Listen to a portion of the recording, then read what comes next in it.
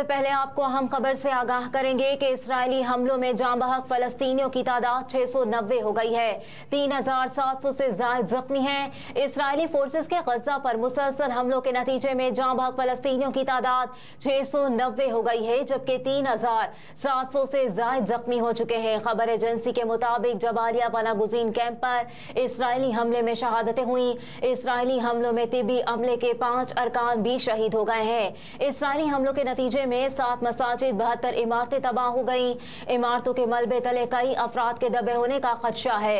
दूसरी जानिब लेबनानी मीडिया ने यह दावा किया कि लेबनान की सरहद पर हिजबुल्लाह से लड़ाई में इस्राएली फौज की डिप्टी कमांडर समेत 2 फौजी हलाक हो गए हैं। इस्राएली फोर्सेस पर हमास के जमीनी हमले भी जारी हैं। हमास के हमलों में हलाक इस्राएलियों की तादाद 1100 जबकि 2741 अफराद जख्मी हुए। यहूदी आबादकारों की एक बस्ती में हमास के हाथों हलाक 108 इस्राएलियों की लाशें मिली हैं। बरामद लाशों में से 100 लाशें इस्राएली फौजियों की हैं। और अभी आपको बताएं कि तुर्क सदर का इस्राएली हम मनसब को फौरन निहत्ते फलस्तीनियों को निशाना न बनाने का मुतालबा कर दिया। तुर्किया के सदर ने अपने इस्राएली हम मनसब से टेलीफोनिक रब्ता किया है और हमास की आड़ में निहत्ते फलस्तीनियों को निशाना बनाने से गुरेज करने का मुतालबा किया है। तुर्किया के सदर रजब तैयब एर्दोगान ने टेलीफोनिक गुफ्तगू के दौरान इस्राएली सदर इसहाक हर्जोग पर इलाके में अमन के लिए 2 रियासती फार्मूले पर भी जोर दिया। रजब तैयब एर्दोगान ने कहा कि हमास पर हमले के दौरान इस्राएली इखलाक की रिवायात बरकरार रखे, हमास की आड़ में निहत्ते फलस्तीनियों को निशाना ना बनाया जाए। जबकि दूसरी जानिब शुमाली कोरिया की हुकूमत ने गजा में खूनरेजी का जिम्मेदार इसराइल को करार दिया है। रोडिंग सनमन अखबार में लिखे गए आर्टिकल में शुमाली कोरिया के हुक्मरान जमात के तर्जुमान ने गजा में हालिया खराब सूरत हाल और खूनरेजी का जिम्मेदार इसराइल को करार दिया है। अपनी तहरीर में उन्होंने लिखा कि गजा और इसराइल के दरमियान झड़पें इसराइल की फलस्तीनी अवाम के खिलाफ मुसलसल मुजरिमाना कार्रवाइयों का नतीजा है। इसराइल और फलस्तीन मसले का हल आज़ाद फलस्तीनी रियासत का कयाम है। निगरान वज़ीर आज़म अनवारुल हक काकड़ आज कोयटा का दौरा करेंगे। वज़ीर आज़म बलोचिस्तान की निगरान सूबाई क़यादत से मुलाकात भी करेंगे।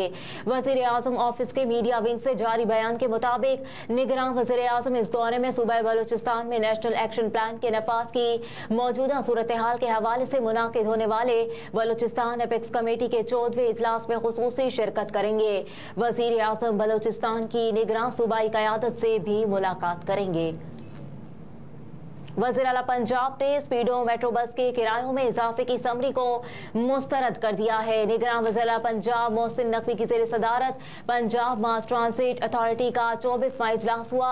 सूबाई वज़ीर ट्रांसपोर्ट इब्राहिम हसन मुराद, सेक्रेटरी ट्रांसपोर्ट, सेक्रेटरी फाइनेंस और पंजाब मास ट्रांसिट अथॉरिटी के हुकाम इजलास में शरीक हुए। सेक्रेटरी ट्रांसपोर्ट पंजाब ने ब्रीफिंग देते हुए इजलास के शुरका को बताया कि पंजाब मास ट्रांसिट अथॉरिटी तकरीबन 1.25 अरब मुसाफिरों का हदफ अबूर कर चुकी है।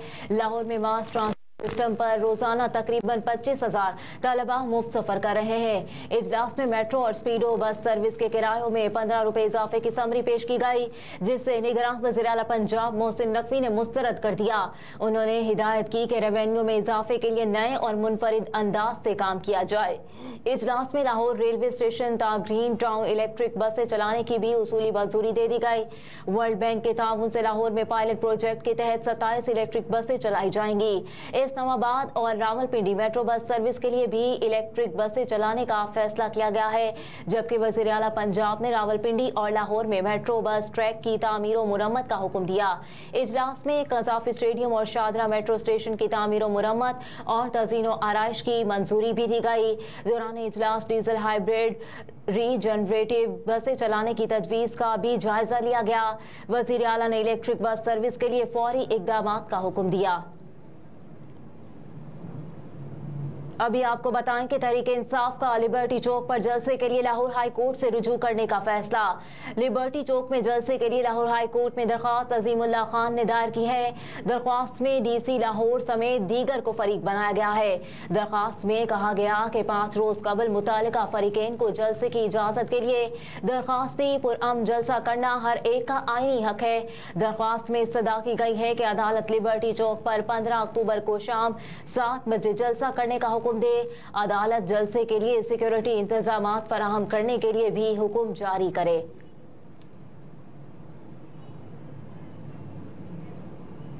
अब बात करेंगे प्रैक्टिस एंड प्रोसीजर बिल के हवाले से। प्रोसीजर एक्ट केस में चीफ जस्टिस और जस्टिस मुनीब अख्तर के दरमियान समाअत में नोक झोंक हुई। चीफ जस्टिस पाकिस्तान काजी फाइज ईसा की सरबराही में फुल कोर्ट ने दरखास्तों पर समाअत की। दौरान समाअत वकील फैसल सिद्दीकी ने कहा कि आर्टिकल 191 में लफ्ज लॉ का मतलब है वो किसी किस्म का कानूनी इख्तियार तो दे रहा है। सुप्रीम कोर्ट रूल्स में अल्फाज की तारीफ का अलग से सेक्शन है।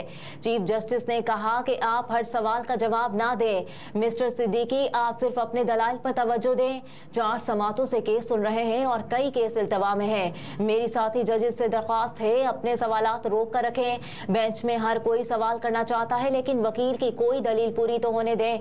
4 समातों के बावजूद ये हमारी कारकर्दगी है कि एक केस खत्म नहीं हुआ। अगर आप हर सवाल का जवाब देंगे तो आपके दलाइल मुकम्मल नहीं हो सकेंगे।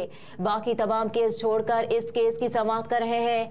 जस्टिस मुनीब अख्तर ने कहा कि आप ये कहना चाह रहे हैं कि सुप्रीम कोर्ट रूल्स में लॉ की तारीफ दर्ज है, सिर्फ ये बता दें कि आर्टिकल 191 में लॉ का क्या मतलब है। जस्टिस मुनीब के सवाल पर चीफ जस्टिस ने कहा कि अगर आपने पहले ही जहन बना लिया है तो फैसले में लिख लीजिएगा, वकील को जैसे मर्जी दलाइल देना होंगे देगा। इस पर जस्टिस मुनीब ने कहा कि बेंच का हिस्सा होने पर मेरा हक है कि मैं सवाल करूं। चीफ जस्टिस ने जवाब दिया कि जाहिर है आप सवाल कर सकते हैं लेकिन पहले वकील दलाइल तो मुकम्मल करें।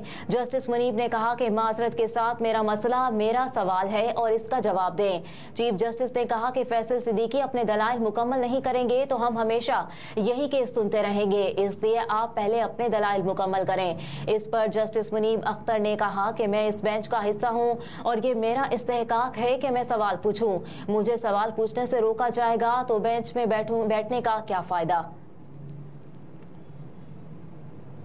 अभी आपको बताएं कि नवाज शरीफ की वतन वापसी के लिए दुबई से खुसूसी तैयारा बुक करा लिया गया है।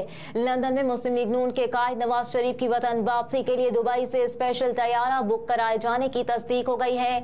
जराये के मुताबिक नवाज शरीफ उम्रे की अदायगी के लिए कल लंदन से सऊदी अरब रवाना होंगे, जहां तकरीबन 1 हफ्ता कयाम के दौरान वो सऊदी आला हुकाम से मुलाकातें करेंगे, जबकि साबिक वज़ीर आज़म सऊदी अरब का दौरा मुकम्मल करके 17 या 18 अक्टूबर को दुबई पहुंचेंगे। जराये के मुताबिक नवाज शरीफ की दुबई में भी कई मुलाकातें तय हैं। वो दुबई में 3 दिन कयाम के बाद 21 अक्टूबर को लाहौर के लिए रवाना होंगे। अहम खबरें आपने जानी, इसके साथ ही न्यूज़ स्टूडियो से फिल वक्त इतना ही। आप देखते रहिए SMTV ग्लोबल।